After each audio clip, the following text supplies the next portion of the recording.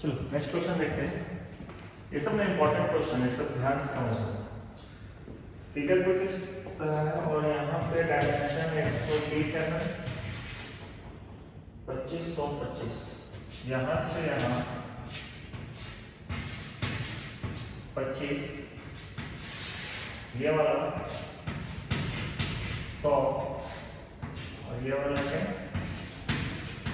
25। ठीक, साथ ही साथ यहाँ पे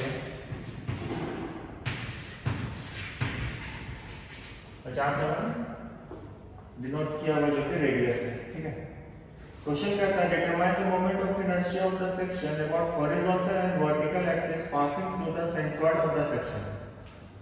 क्वेश्चन ये कह रहा है कि हमको मोमेंट ऑफ इनर्शिया निकालना है, और कहाँ निकालना है? सेंट्रॉइड पे, हॉरिजॉन्टल भी और वर्टिकल भी। ठीक है, तो वर्टिकल लाइन तुम्हारा कुछ ये वाला हो जाएगा और हॉरिजॉन्टल लाइन ये वाला। फिगर को देखोगे तो दोनों साइड से सिमेट्रिकल, अगर हम फिगर को ऐसे कट करें तो भी ये पूरा का पूरा सिमेट्रिकल है, और ऐसे भी इसको अगर कट करें तो भी ये वाला पोर्शन पूरा इसको ओवरलैप कर जाएगा। तो दोनों साइड से इमेज में हमारा सिमेट्रिकल है। तो क्योंकि सिमेट्रिकल है तो हमको इसका सेंट्रॉइडल निकालने के लिए हमको फॉर्मूला लगाने की जरूरत नहीं पड़ेगी, हम डायरेक्ट यहाँ पे x बार और y बार को लिख सकते हैं। ठीक है, x बार कहने का मतलब इस पूरे फिगर का x बार पे लाइन क्या है? मान लो ये x एक्सिस है, ये y एक्सिस है। फिगर कुछ इस तरीके से है।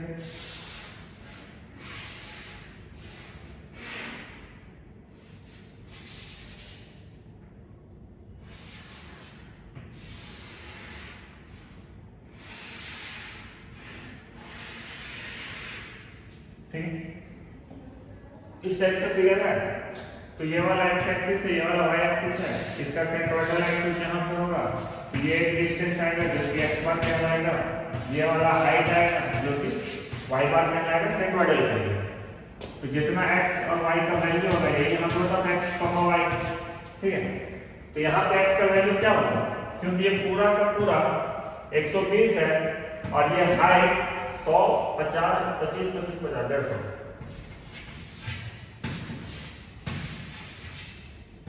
ठीक, यहां से लेके यहाँ तक 150 है।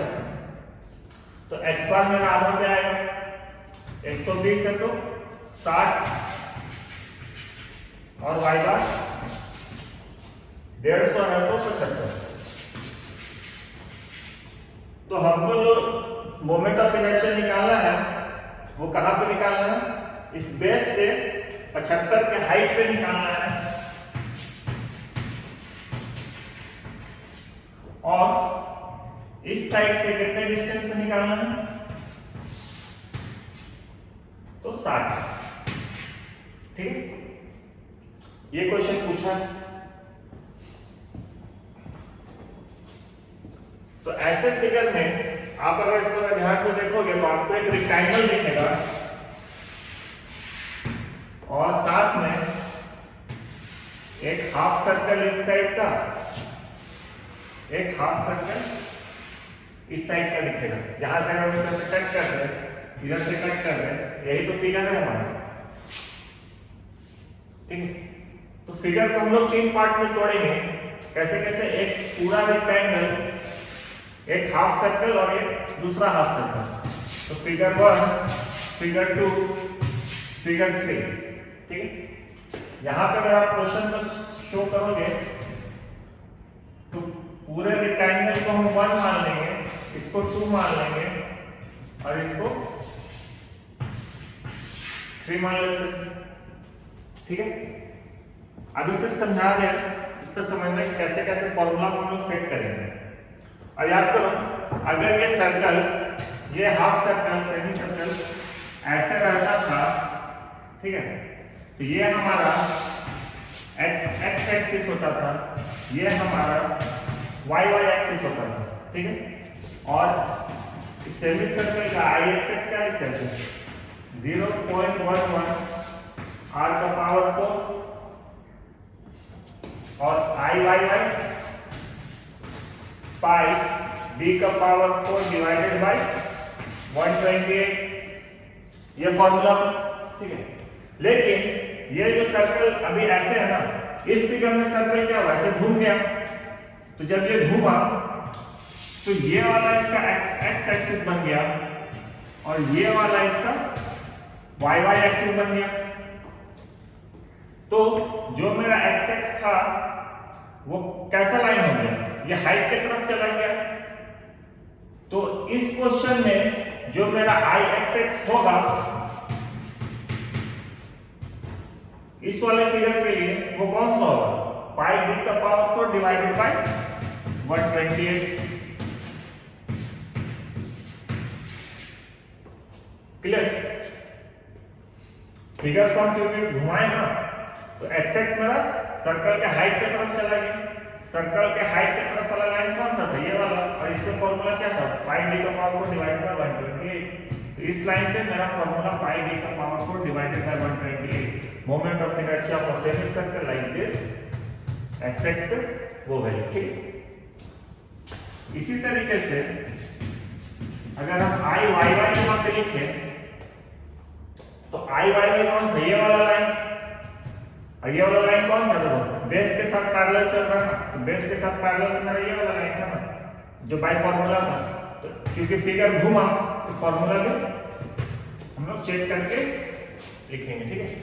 0.11 r का पावर 4, ठीक है। सिमिलरली ये भी तो घुमा हुआ है ना, तो अगर हम देखो यहाँ पर बेस इधर खींचे थे x x 0.11 r का पावर 4, लेकिन ये वाला लाइन यहाँ पे कुछ ऐसा आ रहा है, ठीक है। तो इस फिगर के लिए, इस वाले फिगर के लिए ये तो y y कहलाएगा ना, तो यहाँ पे भी i y y क्या लिखेंगे, 0.11 r का पावर 4। क्लियर?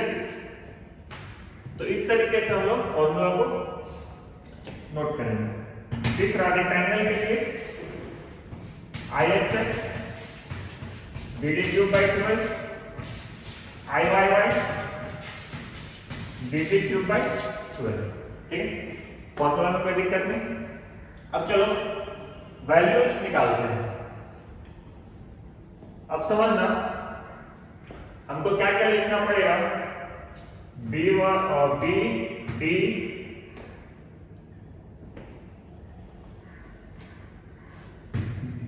डाया रेडियस, ठीक है।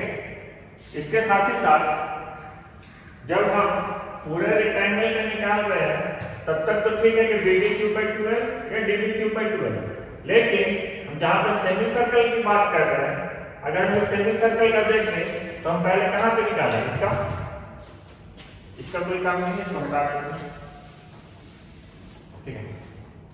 जब इसका y बार पे निकाल रहा है तो y बार इसका कहां आ रहा है, यहां आ रहा है ना, सेंट्रोइडल यहां आ रहा है, लेकिन पूरे सर्कल का सेंट्रोइडल कहां है, यहां पे। तो इस सेमी सर्कल का जहां पे सेंट्रोइडल आएगा वहां से लेके जहां पे क्वेश्चन पूछ रहा है वहां तक का डिस्टेंस भी तो निकालना पड़ेगा। अगेन इस सर्कल के लिए भी, इस सेमी सर्कल के लिए भी इसका सेंट्रोइडल कुछ यहां पे आएगा, तो इस पॉइंट को हम निकाले बाय फॉर्मूला, और जब हम पूरे फिगर को निकालेंगे तो यहां से यहां का डिस्टेंस भी तो चाहिए। कोई डाउट नहीं, ठीक।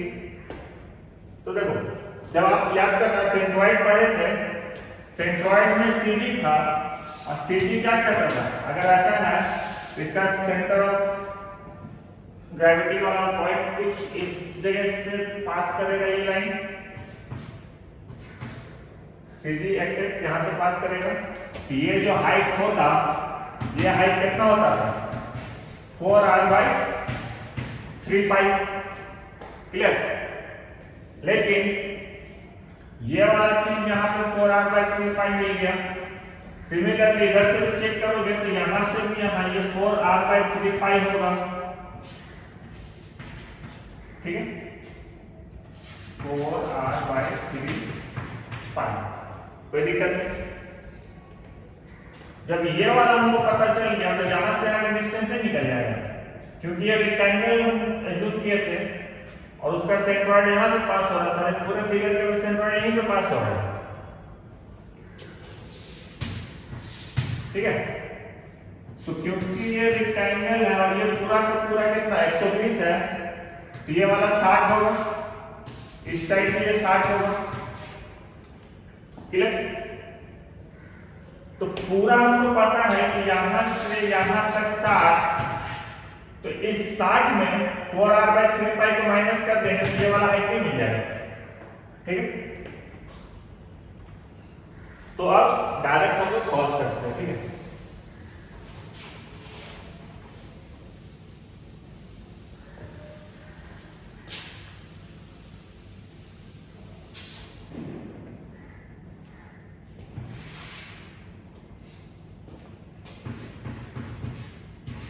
moment of inertia of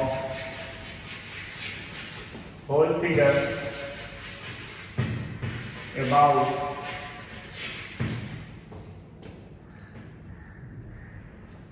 note कर देते हैं x और ये वाला लाइन y। ठीक है, moment of inertia of whole figure about x क्या लिखेंगे, Ix is equal to moment of inertia of figure 1 about x axis, और ये कौन सा है, rectangle, minus moment of inertia of figure 2 minus moment of inertia of figure 3 about x axis. ठीक, कुछ ऐसे फॉर्मूला सेट होगा। तो हम पहला फिगर क्या माने, रेक्टेंगल ना, तो रेक्टेंगल का मोमेंट ऑफ इनर्शिया क्या, x पे bd³/12 नोट कर दिए, minus moment of inertia of figure 2 ये वाला, और अब x की बात कर रहे हैं,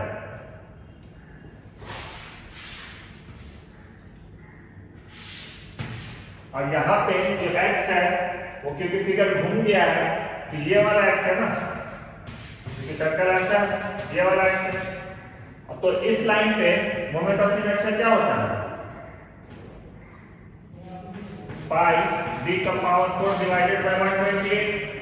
ठीक है, तो यहां पर पहले क्या लिखेंगे, पाई d⁴ डिवाइडेड बाय 128। डन। अब चेक करो, पूरे फिगर का एक्स एक्सिस इसी लाइन पे है और इस फिगर का भी एक्स एक्सिस इसी लाइन पे है, बीचों बीच है ना, तो यहाँ पे हमको पैरेलल एक्सिस थ्योरम नहीं लगाना पड़ेगा, एरिया इनटू लेंथ स्क्वायर करते थे, यहाँ पे नहीं करना पड़ेगा। माइनस अगेन ये वाला तीसरा, तो यहाँ पे क्या है, पाई d⁴ divided by 128, same concept. Clear? अगर पूरे फिगर का लाइन ऊपर रहता या नीचे रहता और इस सर्कल का, सेमी सर्कल का भी लाइन के बीच में गैप रहता तो हम लोग वहां पैरेलल एक्सिस थ्योरम लगाते, लेकिन यहाँ पे क्या है, सेमी सर्कल का भी लाइन एक्स एक्स वाला सेम है जो कि पूरे फिगर का है, तो हमको पैरेलल एक्सिस थ्योरम नहीं लगाना पड़ेगा। वैल्यू पुट करते हैं,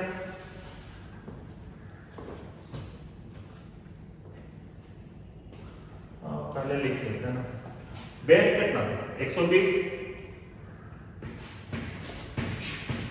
डेप्थ 150 पर क्यूब डिवाइडेड बाय 12 माइनस, देखो पाई d⁴ divided by 128 minus pi d⁴ divided by 128, तो हम इसको एक ही बार में 2 कॉमन लिख के बाकी का वैल्यू लिख देते हैं, पाई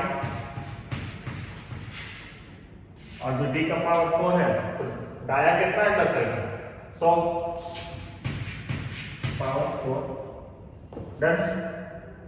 तो यहां से आपको Ix और होल फिगर मिल जाएगा जो कि आएगा 120 गुना 100 का cube by 12 minus 2 into pi 100⁴ divided by 128। ये आ रहा है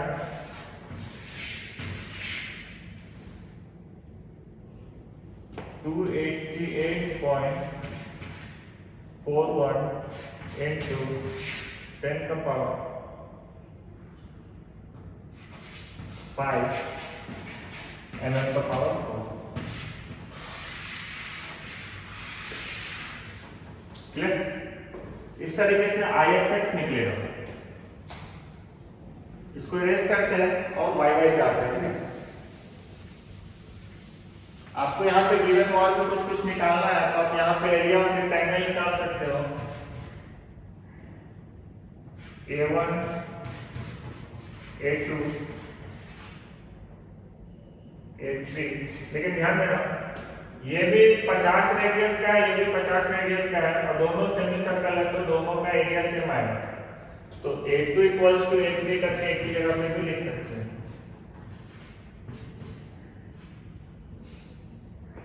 A1 के रेक्टेंगल ये था ना 120 गुना 150 और इसका रेडियस है तो पाई r स्क्वायर सर्कल का डिवाइडेड बाय 2। ठीक, तो 120 गुना 150 ये आएगा 18000। तो डायरेक्ट लिख लेते हैं 18000 पाई r square by 2।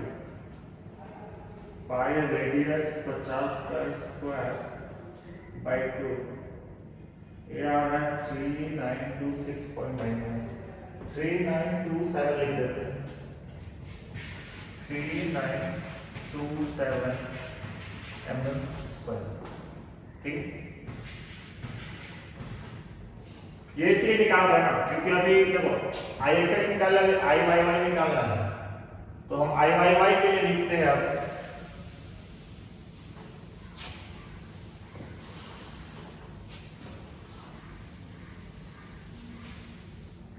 moment of inertia of whole figure about YY axis।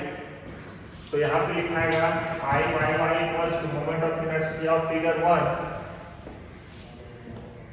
about YY axis minus moment of inertia of figure 2 about YY axis minus moment of inertia of figure 3 about YY axis। Clear? अब formula क्या लिखा है? पहला हम क्या मान रहे थे? रेक्टेंगल। तो रेक्टेंगल के लिए क्या, क्योंकि YY पे निकाल रहे हैं और रेक्टेंगल मेरा ऐसा कुछ है हम YY पे निकाल रहे हैं तो इसका IYY क्या होगा रेक्टेंगल का? पहले d लिखेंगे b³/12 ये होता है फिर db³/12।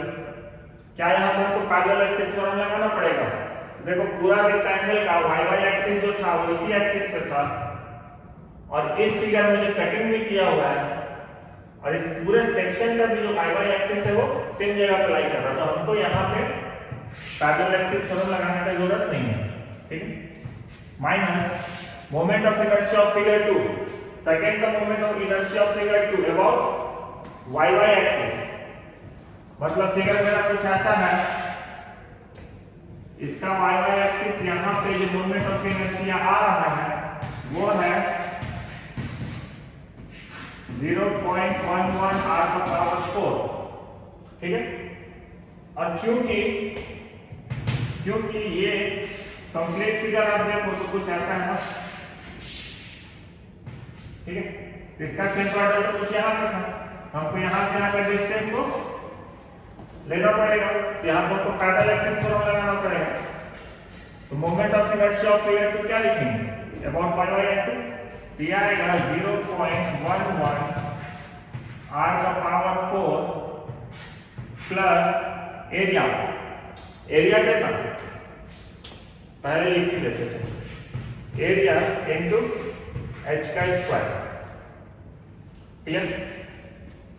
और तीसरा फिगर भी देखो इस साइड से है ना तो ये फिगर कुछ इस साइड से है तो इसका जो YY एक्सिस आएगा कुछ यहाँ पे आएगा और ये जो होगा क्योंकि ये सेमी सर्कल है तो ये IYY इक्वल टू 0.11 r का पावर 4। लेकिन इस लाइन पे तो हम फिर से यहाँ पे लिखेंगे माइनस 0.11 r का power 4 plus area into h का स्क्वायर लिखेंगे, क्यों लिखेंगे? क्योंकि इसका सेंट्रोइडल यहाँ पर निकाला था मोमेंट ऑफ इनर्शिया, लेकिन हमको तो क्वेश्चन में पूरा का पूरा यहाँ निकालना है ना, इस जगह पे निकालना है, तो हम यहाँ पे निकाल रहे हैं, हमको यहाँ पे निकालना पड़ेगा क्योंकि हम पूरे फिगर के निकाल रहे हैं। इस डिस्टेंस से मल्टीप्लाई होगा,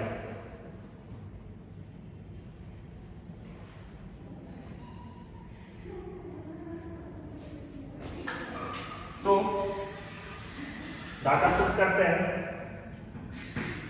dp cube by 12 depth 150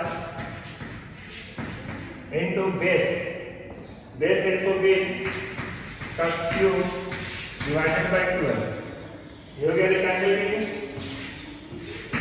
minus, देखो ये दोनों सेम है इसलिए सेम है क्योंकि दोनों सेमी सर्कल का रेडियस सेम, तो दोनों सेमी सर्कल का एरिया सेम। सिमिलरली अगर आप पहला वाला के लिए देखोगे तो यहां से ये 4r/3 पाई का हाइट और ये पूरा का पूरा 60, ठीक है, हाफ वही आएगा ना। और इस साइड से भी देखोगे ये रेक्टेंगल इधर से आएगा तो ये भी 60 का आएगा और ये वाला भी 4r/3 पाई, दोनों का h अपना सेम है ना। h का जो वैल्यू है दोनों साइड सेम है, दोनों साइड क्या आ रहा है 60 माइनस 4r/3 पाई, ठीक है।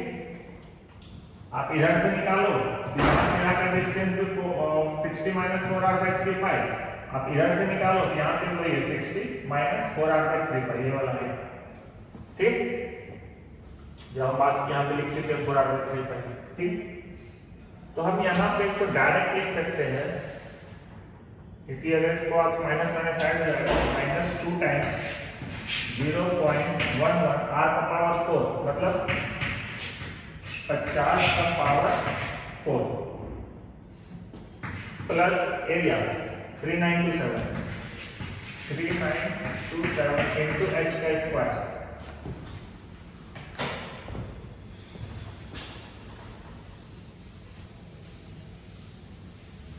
h का वैल्यू कितना, तो ब्रैकेट में लिखते हैं 60 माइनस 4r/3 का, तो 4 इंटू रेडियस 50 बाई 3 पाई का होल स्क्वायर, क्लियर। क्योंकि दो बार लिखने का मतलब है इसको 2 से डायरेक्ट मल्टीप्लाई करके खत्म कर दें। तो 150 इंटू 120 का cube divided by 12 minus 2 times 0.11 into 50 का power 4 plus 3927 into in bracket 60 minus fraction में 4 into 50 divided by 3 into bracket close whole square, तो ये आ रहा है आपका 8413.861 1 2 3 4 5 6। यहाँ पे डेसिमल लगाएंगे तो हम यहाँ लिख सकते हैं 10 टू द पावर 6 1 2 3 4 5 6, ठीक।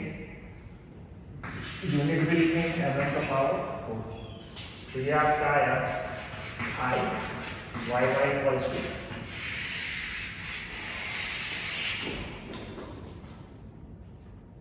8.4 into 10 का पावर 6, 8.4 into 10 का पावर 6, ठीक। तो इस टाइप का क्वेश्चन में थोड़ा सा कॉन्सेप्ट बदला, बट वो भी क्या बदला, पहले आपका सर्कल सेमी सर्कल सीधा था, उसको आप 90 डिग्री पे रोटेट कर दिए और दोनों साइड लगा दिए। तो इस तरीके से इस सब क्वेश्चन को हम सॉल्व करते हैं, क्लियर।